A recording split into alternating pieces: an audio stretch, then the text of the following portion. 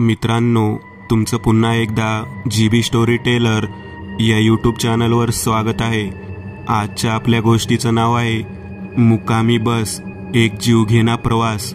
लेखक प्रशांत बानेकर।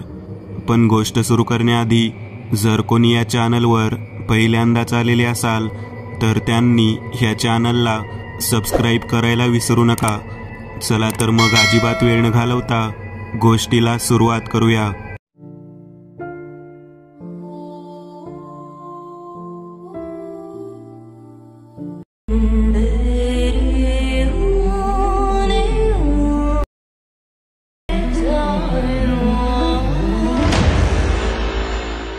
खूप जुनी गोष्ट आहे। परीक्षेचे दिवस होते ते। फाल्गुन महिन्याचा अस्त आणि वैशाख महिन्याची सुरुवात। सुखद वातावरण, थंडीचा शेवट आणि रखरखीत उन्हाचे आगमन। अशातच शाळेच्या परीक्षा। विजुताई, अजय, मी, जयंत, वैशू, आशिष असे आम्ही चुलत भावंड। विजुताई आमच्यापेक्षा 7-8 वर्षांनी मोठ्या होत्या आणि आशिष 7-8 वर्षांनी लहान।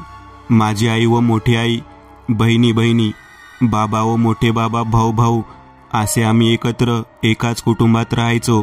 अजय, जयंत, मी आणि वैशू आमचं खूप पटायचं। त्या काळात मोबाईल नव्हते, एक्स्ट्रा क्लास नव्हते, TV होता पण फक्त रविवारी मुलांकरिता कार्यक्रम राहायचे।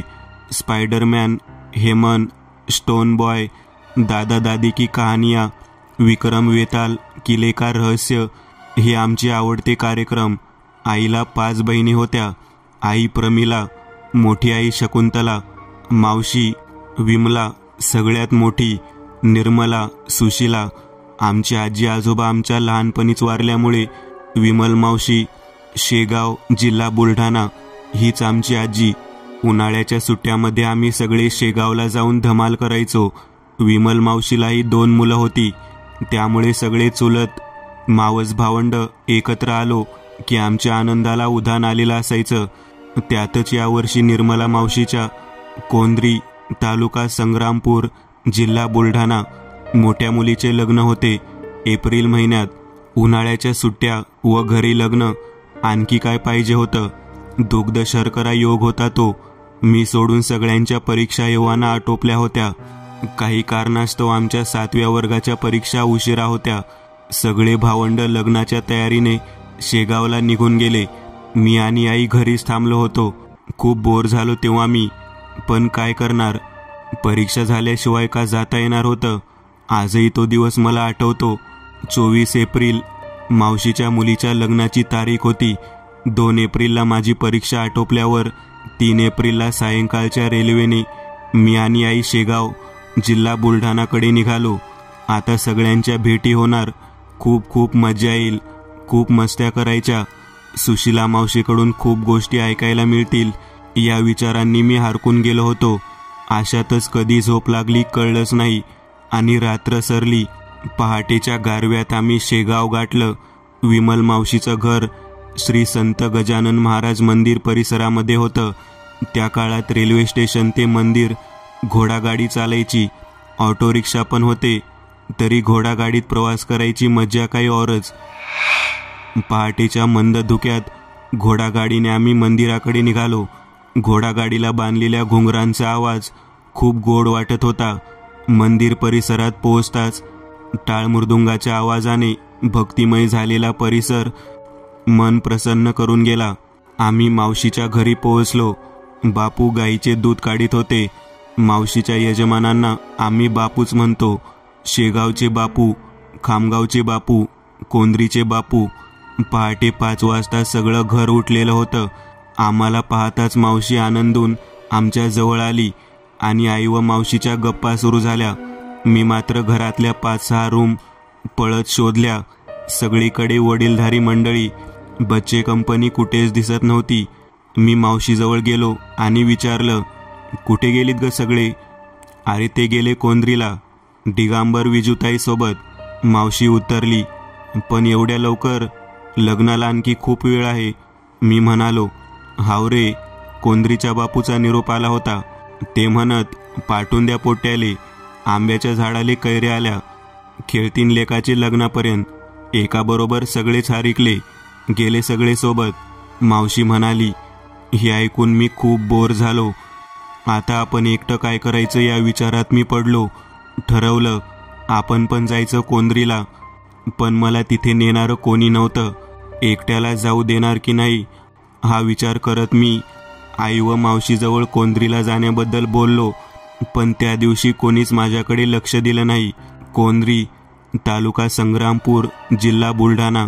हे गाव शेगाववरून 30 ते 35 किमी असेल. एकटं जायला काही हरकत नव्हती, पण त्या काळात एसटी बस कोंद्री या गावापर्यंत जात नव्हती. पातुर्डा फाट्यापर्यंत जायची. पातुर्डा फाट्यावरून गाव 5 किमी होते. फाट्यावरून बरेच जण पायी जायचे किंवा गावात निरोप देऊन एसटीच्या वेळेवर गावातील परिचित बैलगाडी घेऊन यायचा. आज मात्र मी सकाळपासूनच आई व मावशीच्या मागे हात धुवून लागलो होतो. काही केल्या मला कोंद्रीला जायचे आहे असा तगादा लावत होतो. गमत नशीन व लेकराले, एकटा काय करीन तो. थांब, मी बापूले सांगतो, ते बसून देतील तुले एसटीत, असे म्हणून मावशीने बापूला आवाज दिला. शेगावचे बापू. त्या काळात फार क्वचित फोन होते. सुदैवानं गावच्या बंड पाटलाच्या घरी फोन होता. बापूंनी संस्थांच्या फोनवरून कोंद्रीला बंड पाटलाच्या घरी फोन केला व हल्टिंग गाडीने पोरग येणार असून काशीनाथरावांना पातुर्ड्याला गाडीवर बैलगाडी पाठवण्याचा निरोप दिला. माझं कोंद्रीला जायचं पक्क झालं. आई व मावशीने माझी तयारी करून दिली. मी जाम खुश होतो. आता लवकरच मी सगळ्यांना भेटणार होतो. एसटीचा टाईम 5 वाजताचा होता. अंदाजे 7 वाजता एसटी पातुर्ड्याला पोहोचणार होती आणि पुढे कोंद्रीचे बापू मला घ्यायला बैलगाडीने येणार होते. सगळं ठरल्याप्रमाणे शेगावच्या बापूंनी मला 5 वाजताच्या हॉल्टिंग गाडीमध्ये रात्री मुकामी थांबणारी कोंद्रीला जाण्याकरिता बसवून दिलं आणि सुरू झाला खेळ. हो, एक जीवघेणा खेळ. गाडी सुरू झाली. गाडीमध्ये 10 ते 12 प्रवासी असतील. सुरुवातीचे 5-10 मिनिट थोडी चहलपहल व त्यानंतर अगदी नीरव शांतता. मी गाडीमध्ये नजर फिरवली. सगळे प्रवासी शांत पहुडलेले. मग मी खिडकीतून डोकावू लागलो. बाहेर वृक्ष शेत. सायंकाळची वेळ, पण ती सायंकाळ एकदम नीरस वाटत होती. तेवढ्यात कंडक्टरच्या हाकेने माझी तंद्री भंग पावली. का रे पोरा, कुठं चालला? पातुर्डा 1. मी उतरलो. तिकीट हातात देत, एकटाच का रे? हो. थोड्या आश्चर्याने, थोडी गंभीर मुद्रा करून कंडक्टर पुढे निघून गेला. छोटे छोटे स्टॉप येत होते. प्रवासी उतरणे चढणे सुरू होते. साधारणतः 1 तास झाला असेल. एसटी कच्च्या रस्त्याने हळूहळू धावत होती आणि अचानक टायर फुटल्याचा आवाज झाला. गाडी थांबली. मी पकडून 6 प्रवासी गाडीत. ड्रायव्हर आणि कंडक्टर एकामागून एक बाहेर उतरत होते. शेवटी मीही उतरलो. गाडीचा मागचा टायर फुटला होता. गाडीत दुसरा टायर नसल्यामुळे शेजारच्या गावातून मेकॅनिकल आणावं लागेल. 1 तास लागेल सगळं ठीक व्हायला. प्रवाशाच्या बोलण्यावरून हे कळलं होतं. आता काय, वाट पाहण्याशिवाय पर्याय नव्हता. एव्हाना 6 वाजून गेले होते. 6:45च्या सुमारास कंडक्टर गावातून मेकॅनिकल घेऊन आला. गाडीचा पंक्चर काढून गाडी पातुर्ड्याच्या दिशेने धावू लागली. 7-7:30 दरम्यान पातुर्डा पोहोचणाऱ्या गाडीला 8:30 वाजले होते. आमची गाडी पातुर्ड्याला पोहोचली. सगळे प्रवासी पातुर्ड्याचे होते. सगळे उतरले. मीही उतरत होतो. तेवढ्यात कंडक्टरने विचारले, पोरा, कुठे जाणार आहेस? पातुर्ड्याला. कोणाकडे? नाही, मला कोंद्रीला जायचे आहे. माझे बापू आले असतील मला घ्यायला. कंडक्टरने बाहेर बघितलं. बाहेर कोणीच नव्हतं. बेटा, बाहेर तुझं कोणीच दिसत नाही. गाडी आज रात्री इथेच मुकामी थांबणार आहे. तूही इथेच थांब आणि सकाळी जा कोंद्रीला. आम्ही जेवण करून गाडीतच झोपणार आहोत. असे बोलून ते दोघं हॉटेल वजा टपरीच्या दिशेने निघून गेले. मी उतरलो. आजूबाजूच्या गॅसबत्तीच्या उजेडात काही दुकाने सुरू होती. बापू यायला पाहिजे होते, पण का कुणास ठाऊक ते आले नव्हते. 2 वर्षापूर्वी मी माझ्या कुटुंबासोबत पातुर्ड्यावरून कोंद्रीला गेलो होतो. त्यामुळे कोंद्रीचा रस्ता माहीत होता. पातुर्ड्यावरून 4 ते 5 किमी अंतरावर कोदरी हे गाव होतं. कदाचित बापू रस्त्याने असतील, त्यांना यायला उशीर झाला असेल, भेटतील ते मला रस्त्याने, असं मनात ठरवून मी कोदरीची वाट धरली. पातुर्ड्यावरून नदी वाहते. नदीला क्रॉस करून कोदरीचा रस्ता होता. हळूहळू मी नदीजवळ पोहोचलो. रस्त्यावरच्या लाईटमुळे थोडा उजेड होता. त्यावेळी नदीवर पूल नव्हता, त्यामुळे एसटी पलीकडच्या गावांना जात नव्हती. नदीच्या पात्रात शिरलो. भलं मोठं पात्र. थोडा वेळ समोर जाऊ की नको असं झालं, पण बापू भेटतीलच समोर असं म्हणून मी कोरडी नदी क्रॉस करू लागलो. हळूहळू गाव दूर होत होतं. अंधुक प्रकाश आणखीनच अंधुक होत होता. मी पावलागणिक पुढे पुढे जात होतो. थोडं अंतर मी आता कापलं होतं. माझ्या पावलांशिवाय कोणताच आवाज मला येत नव्हता. चालताना फटक फटक, फक्त धुळीतून चपलांचा आवाज. मी थांबलो. स्मशान शांतता. मागे वळून पाहिलं. अंधुक प्रकाश केव्हाच नाहीसा झालेला. समोर दूर दूरपर्यंत किर्र अंधार. आता मात्र काळजात चरळ झालं. मागे वळून काही फायदा नव्हता. समोर किती अंतर कापायचं याची कल्पना नव्हती. काय करावं सुचत नव्हतं. समोर जायचं ठरवून अंगातील सगळं बळ एकवटून मी झपझप पावले टाकीत पुढे चाललो होतो. भीतीने अंगात केव्हाचं घर केलेलं. कच्च्या रस्त्याने 15 ते 20 फूट, मातीचे उंच उंच कडे, मधातून गाडेवाट, त्यामधून मी. असा प्रवास सुरू. मनात विचार केला, अरे देवा, हे स्वप्न असू दे आणि खाडकन मला जाग येऊ दे की संपलं सगळं. पण हे एवढं सोपं नव्हतं. नियतीने माझ्या पुढ्यात काही वेगळंच वाढलेलं होतं. नीरव शांतता. काळोख्या रात्री. दूर कुत्रे रडण्याचा बेसूर आवाज आता स्पष्ट कानी पडत होता. रस्त्याच्या कडेला असलेल्या मोठमोठ्या झाडाच्या सावल्या, त्यातून येणारे घुबडाचे आवाज. काळजात नुसतं धस होत होतं. कसा तरी जीव मुठीत घेऊन मी भराभरा अंतर कापित होतो. तेवढ्यात आवाज करीत टिटवी माझ्या कानाला झडप मारून दूर निघून गेली आणि अंगाचं पाणी पाणी झालं. दरदरून घाम फुटलेला. घसा कोरडा पडलेला. आईने दिलेल्या पाण्याची बाटलीची आठवण झाली. पाठीवरील बॅगेतून पाण्याची बाटली काढली आणि एका घोटात उरलेली बाटली फस्त केली. थोडं बरं वाटलं. झडप मारून गेलेल्या टिटवीने पुढे येणारे अशुभाचे संकेत जणू दिले होते. बस आता सगळा त्राण एकवटून मी रस्त्याने पळत सुटलो. बापू किंवा कोणी भेटेल ही भाबळी आशा. डोक्यात नाना तऱ्हेचे विचार. माझी धडधड मला स्पष्ट ऐकू येत होती. अरे देवा, संपू दे, हे कुठेतरी संपू दे, हीच अर्थहाक. आणि अचानक समोरून भला मोठा कुत्रा गुरगुरत माझ्या दिशेने. बस संपलं आता सगळं, हा विचार डोक्यात येताच कुत्र्याचे समोरचे दोन्ही पाय माझ्या खांद्यावर. भल्या मोठ्या आगीच्या सानिध्यात मेणबत्ती क्षणार्धात वितळून जावी तशी माझी अवस्था. अरे संपू दे हे सगळं, बंद करे धडधडणारे श्वास. ही भीती, हा लाळ गाळणारा कुत्रा आता माझे लचके तोडणार, या भीतीने मी गच्च डोळे मिटून खाली बसलो. थोडा वेळ तसाच बसून घामाने ओला चिंब, घसा कोरडा, जवळचं पाणी केव्हा संपलेलं. खूप त्राण एकवटून डोळे उघडले. किर्र अंधार, रातकिड्यांचा भेसूर आवाज, मनात भीतीचं काऊर माजलेलं. आजूबाजूला बघितलं. कुत्रा शेजारीच बसलेला. नशीब त्याने मला चावा नाही घेतला. परत एकदा निघालो. समोर काय होईल ते पाहून घेऊ या विचाराने. आता मी समोर, कुत्रा मागे. कधी कुत्रा समोर, मी मागे.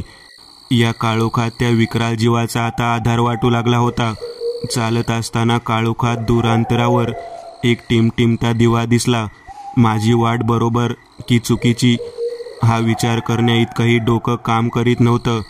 कोणीतरी तिथं असेल, आपली काही मदत होईल या विचाराने मी सरळ वाट सोडून त्या टिमटिमत्या दिव्याच्या दिशेने जाऊ लागलो. सोबतीला कुत्रा होताच. पोहोचलो एकदाचा दिव्याजवळ. शेतातील झोपडी होती ती. झोपडीच्या जवळ जाताच 3-4 कुत्रे अंगावर धावून आले. पण क्षणार्धात माझ्या सोबतच्या कुत्र्याने माझ्या समोर धाव घेतली. काय आश्चर्य, बाकी कुत्री शेपूट हलवीत त्या अंधारात गुडूप झाली. झोपडीच्या बाहेरच्या कंदिलाचा उजेड तो. आत नक्कीच कोणीतरी असणार. मोठी हिम्मत करून झोपडीच्या दाराची कडी वाजवली, तरी आवाज येईना. परत कडी वाजवली. आहे का कोणी? तेवढ्या सोबतच्या कुत्र्याने आरोळी ठोकली. आतून आवाज आला, कोण आहे रे एवढ्या रात्रीचा? मी राहुल. भीत उतरलो. राहुल? कोण राहुल? काशीनाथ कोण पाटलांच्या घरचा पाहुणा, मी म्हणालो. झोपडीचं दार उघडलं. एक म्हातारा, अंदाजे 70 ते 75 वयाचा, पांढरे केस, भली मोठी दाढी, अंगात मळके कपडे, खोल गेलेले निर्जीव डोळे, माझ्याकडे पाहून हसला. काळजाचं पाणी झालं. एवढ्या रात्री कुठून आला बाबू? असं म्हणून मगाने शेजारच्या माठातले पाणी मला प्यायला दिले. घसा कोरडा पडला होता. मीही घटाघटा पाणी पिलो. चाल मी सोडतो तुले काशीनाथ पाटलाच्या घरी, असे म्हणून शेजारची काठी घेऊन तो समोर, मी मागे व कुत्रा आमच्या सोबतीला, असे आम्ही निघालो. रस्ता आता शांत झाला होता, एकदम शुकशुकाट.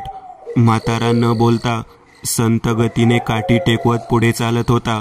न राहून मीच विचारलं, आबा काय नाव तुमचं, काय करता? रायभान बुडा म्हणतात मले. जागलीवर असतो शेतात, असे बोलून म्हातारा चालू लागला.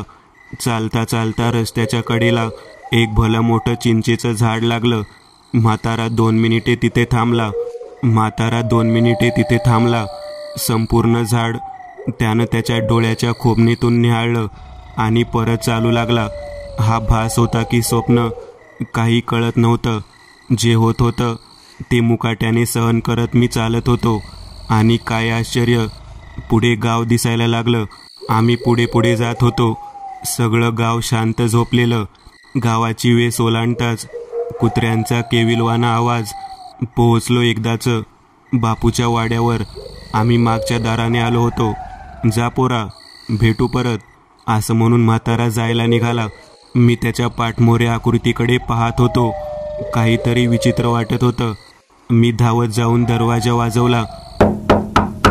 मावशी दार उघड. आणि दार उघडलं. सगळ्यांना मला पाहून धक्काच बसला. माय रावल्या, एवढ्या रात्री कसा आला रे? मावशी बोलू लागली. काशीनाथ बापूंनी मला जवळ घेतलं. मावशीने माझे कान फुंकले. पोरग भेला अशीन बाई अंधारात, मावशी बोलत होती.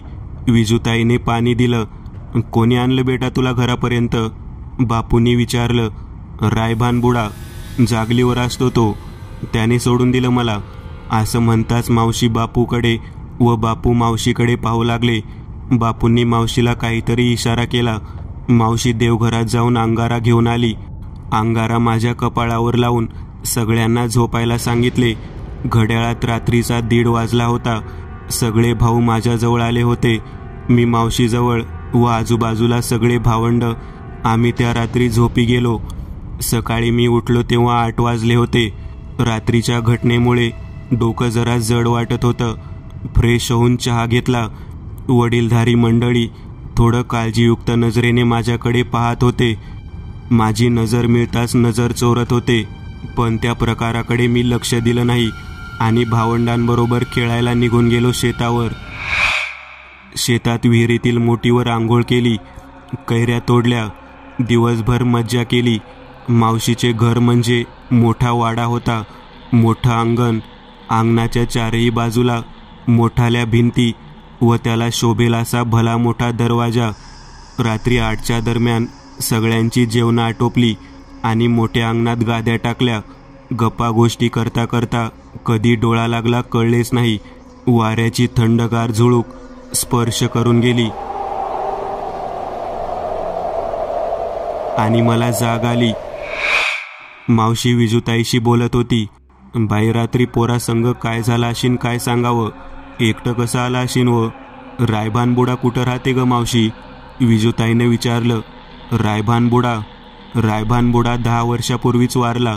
आपल्या शेतावर जागलीला होता तो. काही कारणानं त्यानं चिंचेच्या झाडाला फाशी घेऊन आत्महत्या केली होती. त्याला अग्नी देताना त्याच्या कुत्र्यानं सरनात उडी घेतली होती, पण लोकांनी कुत्र्याला बाहेर काढला. कुत्रा खूप जळाला होता. अवघ्या काही तासातच कुत्र्याने जगाचा निरोप घेतला. तेव्हापासून अमावस्येच्या रात्री रायभानबुड्याच्या नावराशीचा जो कोणी मुकाम्या गाडीने त्या रस्त्याने येतो त्याच्यासोबत हा प्रकार घडला आहे. आपल्या गावच्या रग्याला तो दिसला होता म्हणे. तेव्हापासून काही दिवसांनी रग्या शाळा सोडून नुसता गावभर हिंडत होता. कधी जंगल वाटेने जात होता. पुढे पुढे रात्री तासनतास चिंचेच्या झाडाखाली बसलेला कित्येक लोकांनी त्याला बघितलं होतं आणि त्याने त्या चिंचेच्या झाडाला फाशी घेतली. राजाराम भाऊजीचं पण असंच झालं. त्यांनाही रायभानबुडा दिसला होता म्हणे. तेही काही दिवस गावात फिरले आणि शेगावला ट्रेन खाली आल्याचं समजलं. गावातली रमाबाई, तिलाही अमावस्येला रायभानबुडा दिसला होता म्हणे. बाईची जात, तिला घरच्यांनी अकोल्याला डॉक्टर केळकर, मानसोपचार तज्ज्ञ यांच्याकडे भरती केलं. तिने दवाखान्याच्या 3ऱ्या मजल्यावरून उडी मारल्याचं समजलं आणि आपल्या रावल्याला तो दिसला. कसं होईन बाई पोराचं, मावशी विजूताईला सांगत होती. आणि रायभानबुडा वाड्यातल्या दरवाजात त्याच्या कुत्र्यासोबत बसून माझ्याकडे पाहून हसत होता. मित्रांनो, आज पुरतं एवढंच. तुम्हाला जर काही गोष्ट आवडली असेल तर नक्की लाईक करा.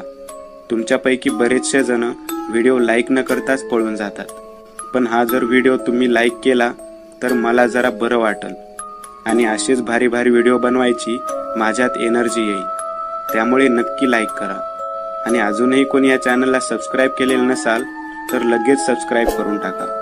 आणि बाजूची घंटी ती मात्र दाबायला विसरू नका. देवाची घंटी आहे ती. चला तर मग पुन्हा भेटूया अशीच एक आगळी वेगळी गोष्ट घेऊन पुढच्या